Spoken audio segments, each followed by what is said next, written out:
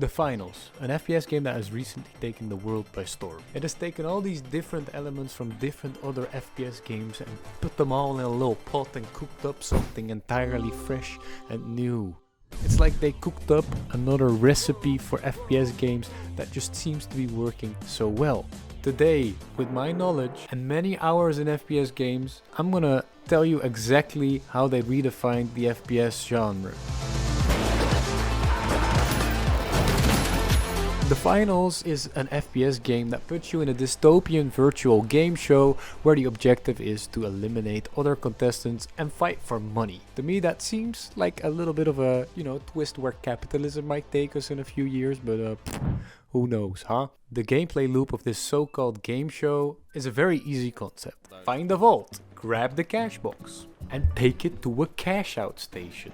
Everything that happens in between and surrounding these simple gameplay instructions is what makes this game so interesting. I'm 26 years old and games don't hook me that often anymore, but this game is just so fun that it's been able to hook me, and every time that I'm not at home, I'm just wishing that I was back at home playing this game. Like many other FPS games out there, this game has 3 different classes: light, medium, and heavy. Each class has different tools that leads to different kinds of gameplay. Gameplay tools that you, the player, can use to have impact on the gameplay loop around you. Some games give you a limited amount of tools, but some games give you a lot of tools. This really differs. The Finals' tools consist out of 3 different sections, those being weapons, gadgets, and abilities. Each of these sides essentially supports one another, forming the strongest shape of them all, the triangle. Side 1, weapons. Assault rifles, shotguns, pistols, noob tubes, you name it, they've got it all. These weapons can be found in any FPS game nowadays. They set the foundation of what an FPS game is. Shooting other virtual players. But those are not the weapons that I'm gonna be talking about today that makes this game so much fun and different from any other FPS game out there. I guess I'll just give you a little rundown on weapons that make you go, really? They added that?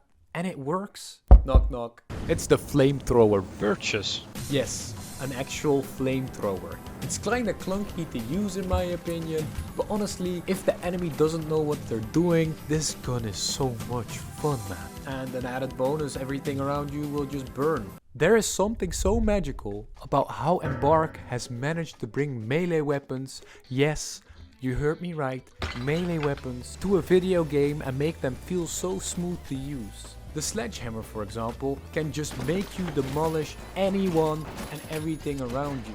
You see something that you want to destroy? Go destroy it. Want to terraform the landscape around you? Go ahead. The riot shield and baton makes you straight up feel like you are part of the riot police. You don't run from the police. Ready to beat the living shit out of some demonstrators. And then as an added bonus, the shield blocks any incoming damage that comes from it while you hold it straight in front of you. Next up, we have the dagger. You can finally bring a knife to a gunfight. Always wanted to do that? Well, this thing will make you actually feel like a ninja. A backstab with the dagger, one hit kills any opponent. It's really hit or miss, but I guess I do more of the missing than the hitting with this weapon. Talking about daggers, ninjas, and more missing than hitting, the throwing daggers are also an option that is available to you as a light class. If you really get good with this and hit headshots, then it's so satisfying. Lastly, the sword. This is probably the one that I've spent the most time with because I think it's just the most fun and satisfying to use next to the sledgehammer. It just makes you feel so powerful when you do it right. Next up, we have the side of gadgets. There are so many different gadgets per class that I will just go over them really quickly. So these are not specific to any class. Here we go. The smoke grenade, the flashbang, the pyro grenade, the frag grenade, the glitch grenade, the thermal vision, motion sensor, stun gun, sonar grenade, gas mine, explosive mine, pyro mine, zip line, jump pad, defibrillator, tractor, glitch trap, vanishing bomb, barricade, C4, dome shield, RPG, and lastly the APS turret. I guess that's it. That's a lot. That really felt like it turned into a bad rap song at the end there, but it's all good. We're here for it. Yeah, man. Each of these different gadgets brings a certain purpose to the gameplay. And there are many gadgets out there that cancel each other out. If you use a poison grenade, this can be eliminated by a pyro grenade, and this pyro grenade can be eliminated by a smoke grenade. As for the gadgets, some of them out there are defensive in nature, talking about the mines, the APS turret, etc, etc. Then you've also got more offensive gadgets such as frag grenades, the pyro grenade, the gas grenade, you name it. This allows the player to freely pick any kind of gadget that they want and really adhere this to their playstyle to build a more defensive build, play a more balanced build, or a more offensive one. So then we're on to side number 3. The abilities lay the foundation for the gameplay tools triangle. It makes all the other sides work and keeps them from collapsing. Embark has carefully and brilliantly crafted 3 different abilities for each class at the time of recording. These abilities allow for the other gameplay tools to shine. To give you an idea of what I mean by this, I'm just gonna take you through a few examples and I will show you some of my favorite setups. If you combine the sword together with the evasive dash, you create such a monstrous, dangerous weapon that if you master this piece of technology, you will just become diamond instantly. If you've got it down, you'll be dancing around the map like there's no tomorrow, I swear to God. Then another setup that I've been using on the medium class, so I play with the recon senses, which gives you like wall hack to a certain extent, and then you use this together with the tracking dart, and if you place the tracking dart on the enemy, you will just see them through the walls very clearly. Then if you pair this together with the revolver and you just wait around the corner, you can just headshot, headshot, headshot. Then lastly, I want to talk about the sledgehammer. If you play this together with the charge and slam, you can easily destroy buildings like there's no tomorrow. Then again, if you combine the goo gun together with the sledgehammer, you can trap enemies in them, and then while they're trapped in it, charge up a right click and just boom the shit out of it. These are just 3 examples of how you can use all these gameplay tools to your advantage to create different setups, but I swear to God, the options are just endless. So we've been looking at a triangle and we've been building towards this analogy, but what do I really mean with this? So first of all, what the finals does different is that they give you complete control over each one of these sides of the gameplay tool triangle.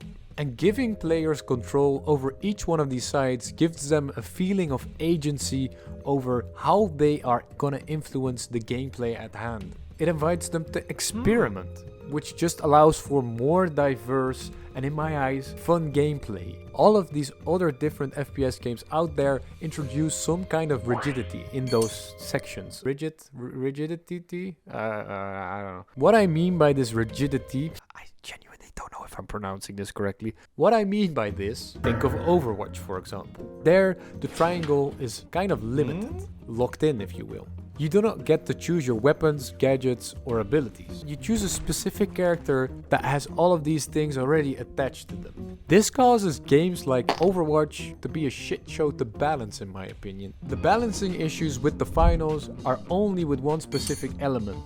It's not bound to a specific character, not making one character brokenly overpowered. Okay, so that's enough of that long ass analogy. Let's just move on to the next point. The next point is destruction.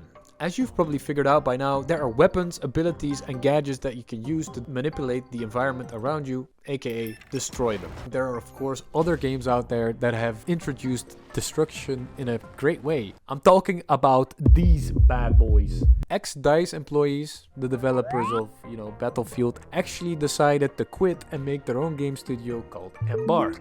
I guess they just took the best destruction physics experts out of all of the developers and, brought them to Embark, and then all of the shit ones stayed there with DICE and they created this piece of crap. But oh man, the destruction in the finals just feels so great to use. Literally anything in terms of buildings and or structures can be destroyed.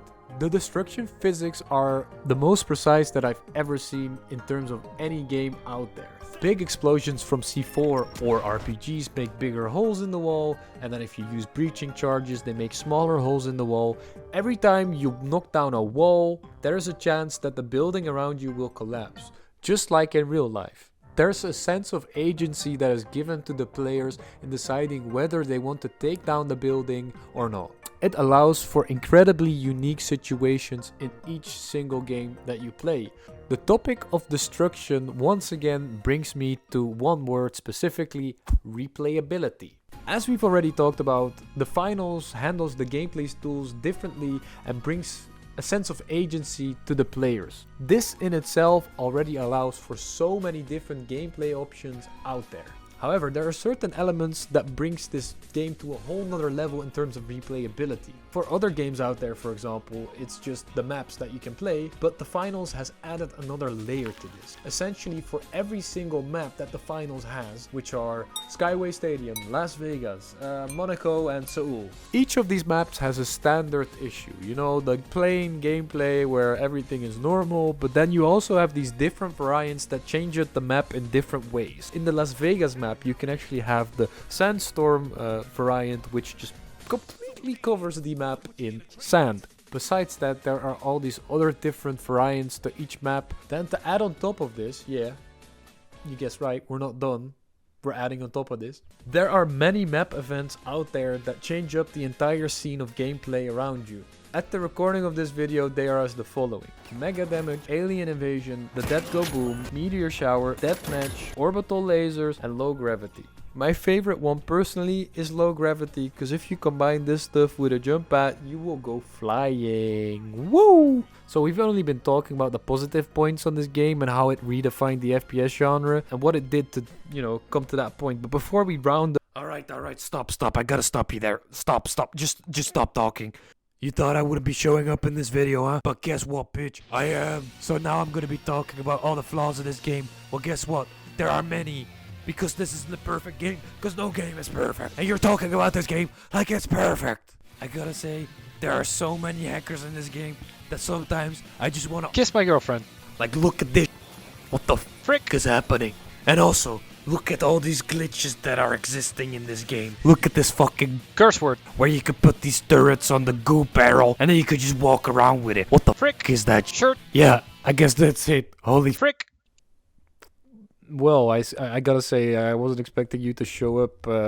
So, to summarize the answer to the question, how did the finals redefine the FPS genre? It is actually quite simple. I think that the finals has really given you the type of agency that is necessary in games of this day and age, because of the fact that I don't want to be shoved and put into a little box and be able to play only that character with that set of abilities. I feel like the amount of agency that they've given you over all of these different gameplay tools, the way that the entire gameplay loop is even built up, just brings something so refreshing to the table, and it allows for outplaying other opponents, and it's just something really new. Then adding on to that, the sense that you have so much replayability value in this game because of the fact that you can just experiment with each of these single weapons, and also the different maps that you can play on, and these have different variants, and these also have different events happening at any moment. It's so much fun to just see that there is seemingly endless amount of possibilities when it comes to the different gameplay experiences. And then lastly, of course, this game is just hella fun, and you can just see that this game has been built up from the ground up with just the player in mind and their experience. And I feel like all of these other different games out there are just one big money grab at times. And I swear to God, I don't want to be misled anymore. I'm done with that shit. Especially you, Overwatch. I'm done with you. What the fuck is that shit? So that's been it from me. I'm signing out here. I hope that you really enjoyed this video. It took me quite a lot of effort, so please leave a like and maybe subscribe, and then see you in the next one. Peace. Now.